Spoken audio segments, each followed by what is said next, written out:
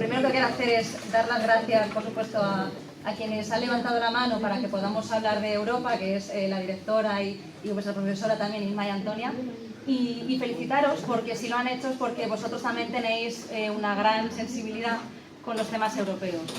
Y me parece especialmente importante, y esto ya, bueno, que me salga un poquito del guión, pero sí que quería seguir en la misma línea que estaban marcando tanto la directora como la alcaldesa, porque es fundamental que participéis. Y no voy a hablar solamente de lo fantástica que es Europa y de que es un espacio de seguridad y libertad, que lo es, y de justicia y de mayor solidaridad entre todos los territorios y entre todas las personas, sino por la parte negativa incluso que pueda tener, porque sabemos que hay mucha frustración en los diálogos ciudadanos que ya está habiendo por muchas ciudades, por todas las 350 regiones europeas que existen, y uno de los datos que nos están lanzando es que hay muchos jóvenes especialmente que están frustrados, que esperan más de Europa. ¿Y esto qué es lo que implica o a qué nos incita o qué es lo que tenemos que hacer entonces? Porque tenemos muchos derechos, pero también tenemos el deber o la responsabilidad de hacerlo llegar. Yo siempre digo que las personas más europeístas, los que más creemos en este proyecto, no solamente tenemos que hablar de todas sus bondades, sino, como estoy diciendo, de todas las carencias que tiene, para saber cómo podemos reforzarla. Solamente si reforzamos la unión, solamente si vamos hacia un espacio donde nos sintamos cómodos y protegidos y alcancemos una verdadera coherencia y una verdadera cohesión de todas las políticas y de todos los principios de los que siempre hablamos y queremos también vivirlos y disfrutar y querer seguir disfrutando de ellos, tenemos que pelear por ellos y tenemos que ser críticos. Hoy, como bien decía la alcaldesa, tenemos aquí bastantes instituciones. Tenemos a las Cortes de Castilla-La Mancha con Miguel, tenemos al Ayuntamiento, tenéis al Gobierno de Castilla-La Mancha, y esto lo podéis tener siempre que queráis. Estáis más que conectados por redes sociales y ya lo estamos todos para daros respuestas siempre que haga falta. Por tanto, aprovechad este diálogo hoy, pero por supuesto seguiremos a vuestra total disposición para que podáis seguir participando. Y si a partir de hoy, pues ya cuando veáis, que es una cosa que me da muchísima rabia, Bruselas ha decidido... ¿Quién es Bruselas? ¿Qué hay detrás de todo eso? ¿Cómo se toman las decisiones? ¿De qué forma esas decisiones también puedo yo formar parte como persona joven con muchas inquietudes? Porque si tenéis padres agricultores, no hace falta que os hable de la importancia de la PAC. Estáis en un instituto cofinanciado con fondos FEDER. Seguramente el día de mañana, y más si os escucháis a Carmen y a mí súper entusiastas del Erasmus, a lo mejor también queréis hacerla después. Entonces, toda la importancia que puede tener la Unión Europea sobre nuestras vidas y lo que digo y todas las mejoras que pueda sentir, pues quiero de verdad lanzaros el órdago, ¿no?, de una mayor participación joven, y aquí lo voy a dejar porque creo que tendremos luego mucho más tiempo de hablar y de verdad que empezar a tomar nota con todo lo que queráis saber, tanto de oportunidades laborales como de más al detalle del futuro que nos espera en Europa. Estamos además en un momento y que es especialmente importante en la participación y de los jóvenes más, porque sois el futuro y el presente, de mucha convulsión política, y creo que además hay una corriente a nivel internacional en la que cuando vemos que el techo que nos protege puede tener algunos fallos, en lugar de intentar mejorarlo, directamente nos quitamos el paraguas encima.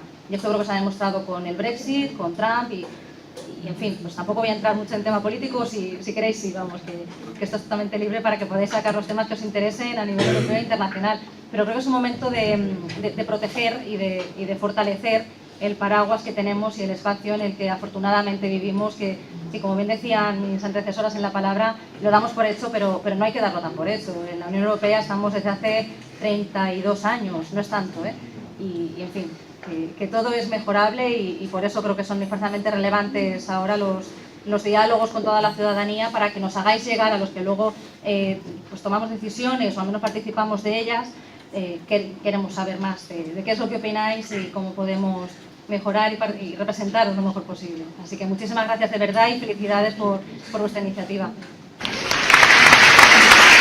Derecho de la Unión Europea a instituciones que no se hablan tan frecuentemente. Y me apetece mucho entrar también en eso y sobre todo en la parte que me toca ahora, en lo que me compete, que es en cómo las regiones estamos representadas a nivel europeo.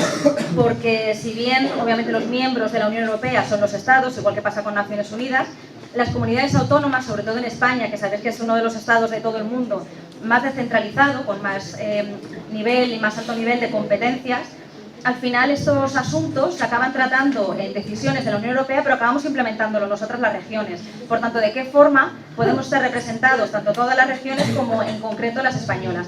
Y es algo que me apetece también que comentemos y que también seáis conscientes, y como digo, porque luego el día de mañana, al final todos los meses cuanto menos, acabamos en Bruselas defendiendo muchos asuntos y también queremos que vuestra voz esté representada en todo aquello que que os interese. Desde la dirección general de la que hemos venido, en este caso soy la directora, llevamos relaciones institucionales, que lo que significa es todos aquellos asuntos en los que tratemos con el resto de comunidades autónomas y con el Estado, y ahora veremos también mediante qué foros. Pues, por ejemplo, en la práctica acaban siendo todos aquellos asuntos que competen a más de una consejería. Pues obviamente los hospitales son de sanidad o los colegios de la Consejería de Educación, pero existen algunos como la despoblación, que es, pues obviamente lo que solicitamos es exenciones fiscales por una parte para algún tipo de empresas, más ayudas por parte de la Unión Europea, igual que las tiene, por ejemplo, Laponia, que ya lo incluyó en su acta de adhesión. Incluye también la vivienda o qué tipo de ayuda puede haber. Entonces, cuando es algo tan transversal, acaba en el área de relaciones institucionales, o los ODS, no sé si también lo habéis escuchado, pero también aprovecho para hacer un poco de...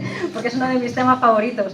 Naciones Unidas, que sabéis que son 193 países, prácticamente todos los estados del mundo, solamente se ha dejado alguno fuera por tema político, aprobaron en el año 2000 los objetivos del milenio, que era hacer un mundo mejor, pero desde un punto de vista un poco paternalista hacia los terceros, o sea, los países del conocido como tercer mundo, que me gusta también bastante poco.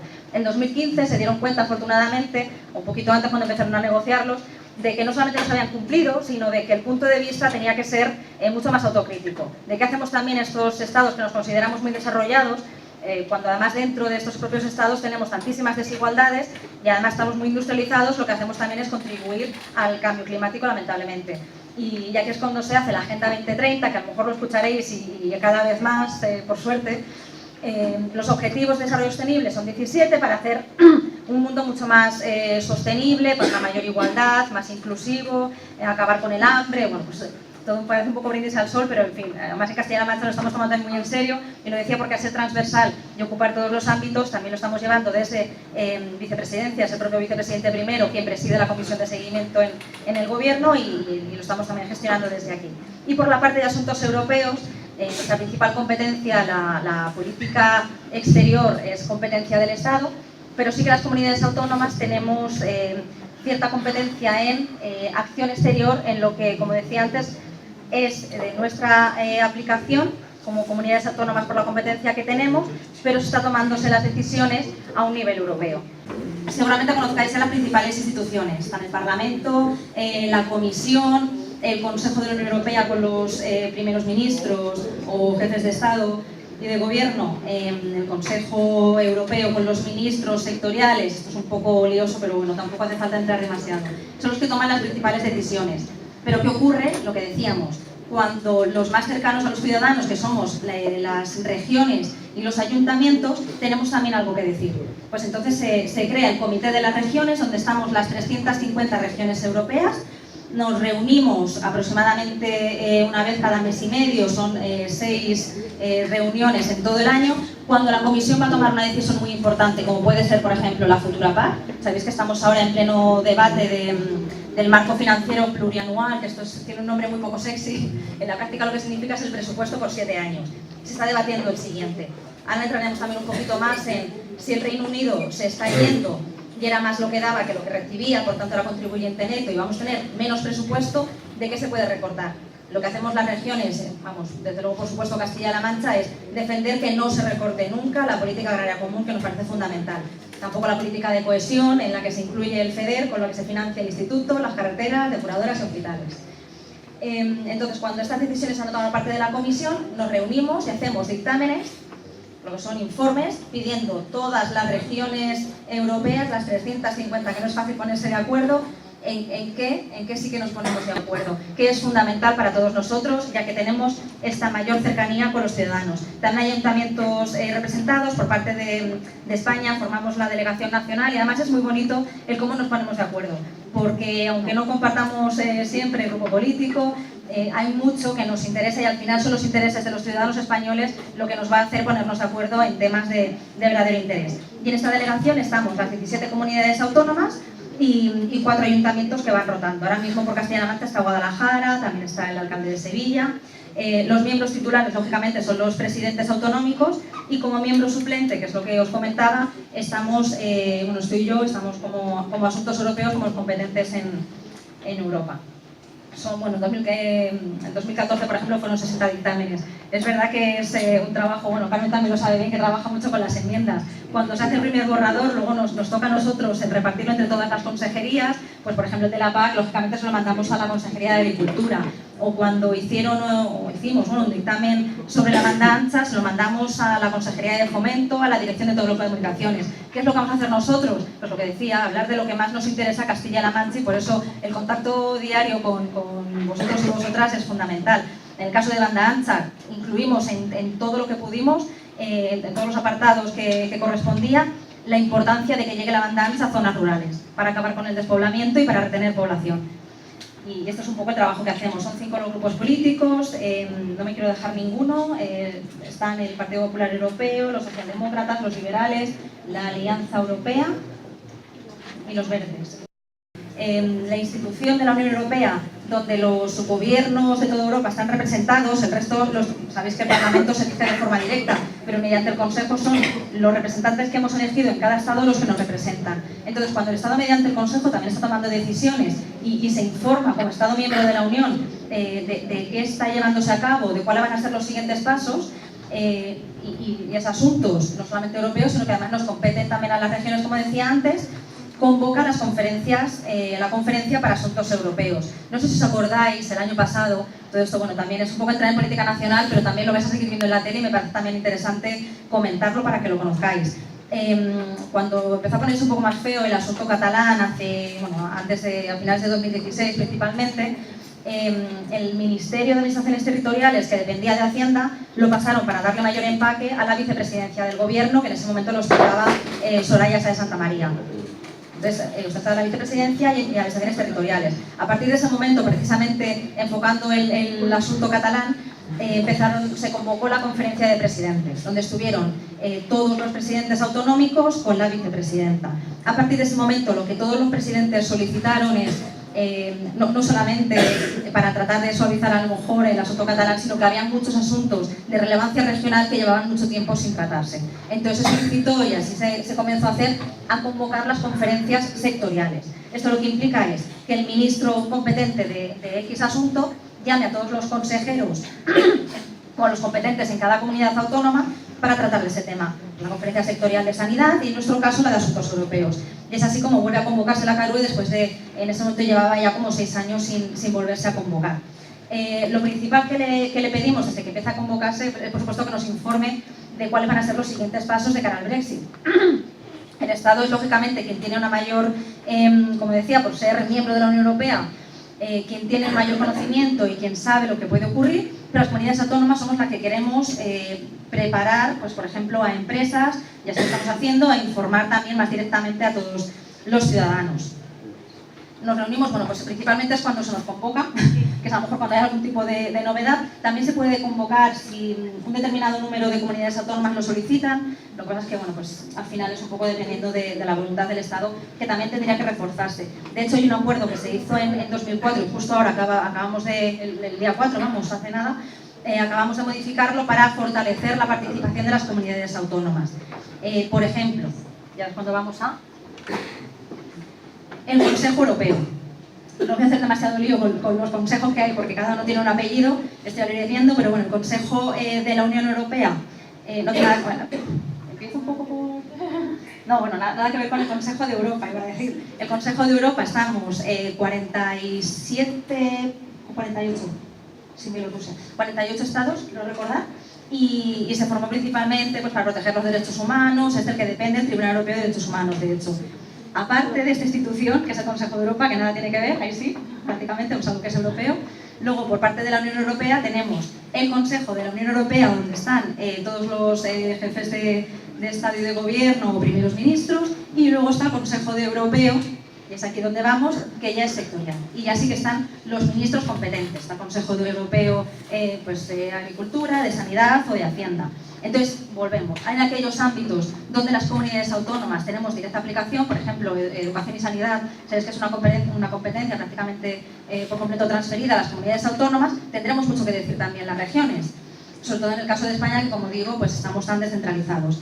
Entonces, ¿qué es lo que ocurre? ¿Qué es lo que conseguimos mediante estos acuerdos? Que cada vez que el ministro de un área que es de aplicación por las comunidades autónomas haya una región, una comunidad autónoma que vaya a representar al resto y que se ha hecho una posición común con todas ellas sobre las áreas concretas, los temas concretos que se traten dentro de ese ámbito, tenga un par de minutos cuando intervenga el ministro para también intervenir ese consejero de la comunidad autónoma para defender a todas las demás y cuál es el ámbito. Entonces, es una forma de lealtad institucional entre ambas administraciones, entre el Estado y las comunidades autónomas, en las que además nos da participación y podemos explicar qué es lo que más nos interesa, puesto que somos al final los principales competentes de ese área.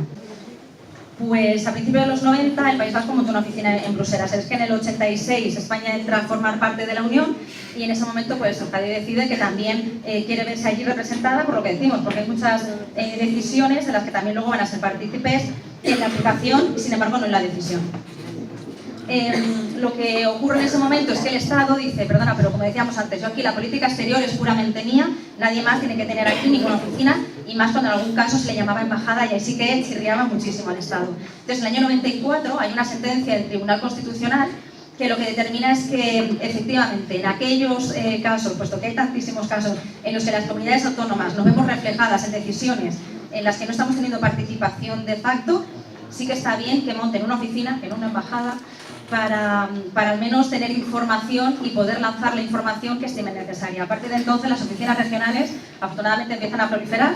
La de Castilla-La Mancha está hoy día en la representación permanente de España. Sabes que, bueno, aparte de las embajadas de un país en otro país, también hay representación permanente, que es una especie de embajada ante grandes organizaciones internacionales. La tiene en Nueva York frente a la ONU y la tiene en Bruselas frente a la Unión Europea, cosa que nos parece también de la máxima relevancia. Entonces, la de Castilla-La Mancha, lo digo, si vais a Bruselas, pues no dudéis en decírnoslo también. Además, la oficina depende también de la vicepresidencia y son también compañeros nuestros, con lo cual pues no dudéis en decírnoslo y estarán encantados también de recibiros y de explicaros cómo funciona, incluso de ahondar más en oportunidades laborales también y los propios representantes también de España en esta oficina de la representación permanente, pues oye, encantados también de recibiros, más de una vez han dado charlas y reciben a estudiantes, o sea que también es una buena opción.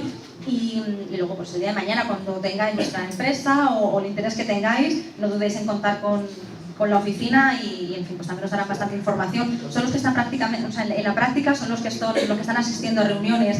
Cuando hablamos, lo decía por ejemplo de las empresas porque ocurre muchísimo, que nos llaman constantemente empresas de Castilla-La Mancha o asociaciones, ONGs de todo tipo, para preguntarnos qué tipo de proyectos existen. Pues yo tengo este proyecto concreto que estoy desarrollando, qué programas de financiación puede haber, más allá de los fondos que luego hablaremos, de los FEDER, que es lo que más siempre se oye, el Fondo Social, la PAC.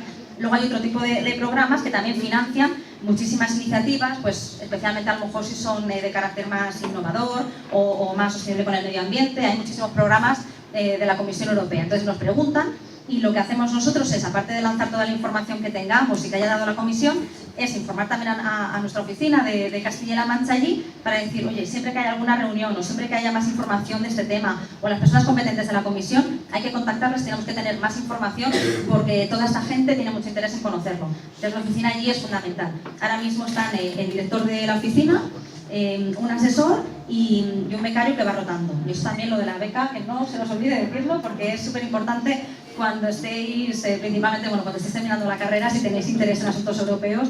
Tenemos 3 becas en esta dirección general. A lo mejor cuando hayáis, sois muy jóvenes, a lo mejor cuando estéis terminando hay más becas, ojalá podamos ampliarlas. Y van rotando entre los 2 servicios que tenemos y la oficina de Bruselas también están allí un cuatrimestre. Uno de los ejemplos de cómo colaboramos toda la delegación nacional del Comité de las Regiones, que como digo, al final siempre buscamos los puntos en los que sí que estamos de acuerdo y donde los intereses de todos los españoles y de todas las comunidades autónomas vayan a verse reflejados. Pues uno de esos ejemplos, como decía, es la posición que hicimos frente al Brexit. Y es lo que decíamos antes, si Reino Unido se va a salir y es más el dinero que está dando que lo que recibe, por tanto la Unión Europea se va a ver con menos presupuesto, ¿qué tenemos que solicitar? Y no solamente mediante el presupuesto, sino los derechos de los ciudadanos. ¿Qué pasa con los 3 millones de ciudadanos de la Unión Europea en Reino Unido y con ese millón de británicos que tenemos en el espacio europeo? Entonces fue cuando nos pusimos todos de acuerdo y dijimos, bueno, si además el propio comité de las regiones, el presidente del comité nos dijo pues que también estamos participando de alguna forma de carácter más informativo en las negociaciones para la salida del Reino Unido con el representante de la Comisión, que es el verdadero negociador único, queremos saber qué opináis todas las regiones. Entonces nos solicitaron o nos sugirieron que las delegaciones por países podíamos hacer posicionamientos. Hasta el momento solamente lo hemos hecho España y desde luego fuimos los primeros y que yo sepa somos los únicos por ahora. En ese momento estábamos además presidiendo Castilla-La Mancha, la delegación nacional, y dijimos, bueno, pues somos poquitos, pero el trabajo que hagamos sí que nos parece de la máxima prioridad en lanzar nuestras preocupaciones. Entonces coordinamos un posicionamiento que lo que venía a decir es, como ya estaba adelantando, exigimos o reivindicamos de alguna forma que los ciudadanos mantengan los mismos derechos, que si Reino Unido sale el 31 de marzo de 2019 de la Unión Europea, pero el presupuesto que tenemos ahora es hasta 2020 y ya lo tenemos comprometido y ya sabemos en qué lo vamos a invertir en todas las regiones, tienen que seguir con este compromiso que habían adquirido, tienen que seguir pagando hasta 2020 porque es lo que habían prometido y no pueden salirse ahora y dejar de invertir en el resto de estados. Por ejemplo, a nivel sanitario, luego otra preocupación también muy grande. Si la moneda británica, que sabéis que es la libra esterlina, por este tema de incertidumbre, cómo funcionan los mercados, cómo funciona la economía, se va a devaluar, y de hecho ya ha ocurrido, ¿qué va a ocurrir con las inversiones que están haciendo? Pues a lo mejor invierten menos en turismo, viajan menos a nuestro país, o a lo mejor invierten menos en el sector inmobiliario y se compran menos casas. Entonces, algo que nos incumbe a todos de una forma muy directa como regiones y como ciudadanos. Si hablamos un poco del acuerdo, bueno, al final la conclusión, podemos estar 2 horas hablando y nosotros lo hemos hablado muchísimo más, y al final la conclusión es que solo sé que no sé nada, ¿no? Hasta que, no sé si decir hasta el día que salgan, es que incluso el mismo día que salgan. La situación actual es, como sabéis, ya se aprobó un preacuerdo en el que sí que es verdad que se reconocía todo lo que estamos diciendo, los derechos de los ciudadanos, por un periodo de transición que iba a durar hasta finales de 2020, hasta diciembre de 2020. Este tiempo, en principio, era mantener aproximadamente los mismos derechos. Todas las mercancías que ya estuvieran puestas en el mercado se mantendrían dentro del libre mercado. La unión aduanera, se le seguiría aplicando a Reino Unido todo el derecho europeo. Eso sí, no podrían... y ellos, muy importante, hasta finales de 2020, iban a seguir financiando todo este presupuesto europeo que se habían comprometido, aunque oficialmente estén fuera. En realidad, la principal diferencia iba a ser que no están representados en ninguna institución ni en ninguna agencia europea. Entonces, claro, pues en principio podría ser favorable para la Unión Europea. Yo creo que eso es lo que más ha premiado ahora, en que una vez que, aunque se aprobó por el Consejo el día 25, por parte del Parlamento británico iba a salir una votación negativa, por esto al final May lo canceló, acaba de pasar la moción de censura que le quería presentar le ha presentado su propio grupo político. La situación obviamente es de incertidumbre. Entonces, a nivel de España y de comunidades autónomas, en este mismo día 4 que celebramos esta conferencia, el secretario de Estado de la Unión Europea nos lo decía, ¿no? Y ahí además fue justo previo a conocer más detalles y que había cancelado la votación. En fin, es incertidumbre, pero lo que teníamos que hacer las administraciones es prepararnos. Entonces, en ello estamos, con planes de contingencia, que tampoco tiene un nombre sexy en absoluto, pero en la práctica lo que es pues por supuesto, ir informando a las empresas. Aquí en Castilla-La Mancha ya hemos tenido también alguna reunión con el ICEX y el IPEX de Comercio y de Promoción Exterior de España y de Castilla-La Mancha para informar, porque al final las empresas creen que están exportando, pero al final son entregas intracomunitarias. La exportación es cuando saltas la barrera. Y es verdad que todos los trámites burocráticos de trabajar con un tercer estado, aun siendo Reino Unido, que no estamos acostumbrados, es algo que tenemos que prepararnos todos a nivel público y privado. Las administraciones también estamos trabajando en nuestros propios planes. Entonces, bueno, si tenéis más curiosidades del Brexit, porque es un asunto para no dejar de hablar en toda la mañana, podemos comentarlo después. Creo que ya me he ido un poco.